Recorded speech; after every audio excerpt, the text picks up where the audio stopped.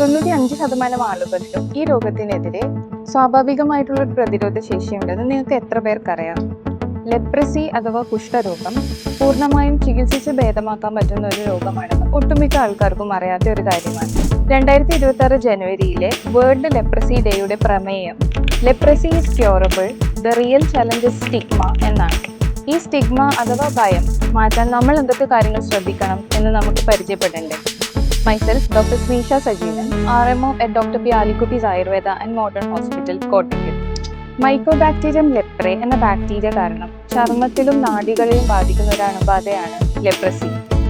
ഒരു വിധത്തിലുമുള്ള ചികിത്സ ലഭിക്കാത്ത രോഗിയുമായുള്ള സമ്പർക്കം, രോഗി ചുമക്കുമ്പോഴും തുമ്മുമ്പോഴും ജലകണങ്ങൾ വഴി അഥവാ ഡ്രോപ്ലെറ്റ് ഇൻഫെക്ഷൻ വഴി ഈ രോഗം പകരാം. രോഗലക്ഷണങ്ങളായി കണ്ടുവരുന്നത് ചർമ്മത്തിൽ സ്പർശനശേഷി കുറഞ്ഞതോ സ്പർശനശേഷി തീരെ ഇല്ലാത്തതോ ആയിട്ടുള്ള നിറം മങ്ങിയ പാടുകൾ, ചുവന്ന പാടുകൾ, കൈകാലുകളിൽ മരവിപ്പ്, ബലക്ഷയം, വേദനയില്ലാത്ത വ്രണങ്ങൾ എന്നിവയാണ്.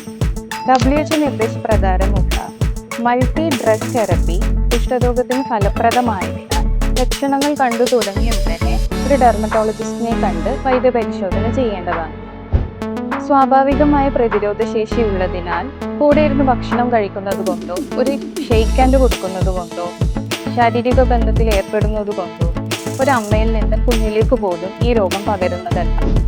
രോഗത്തേക്കാൾ അപകടകരമാണ് ഭയവും അവഗണനയും. പകരേണ്ടത് ഭയമല്ല, അറിവാണ്.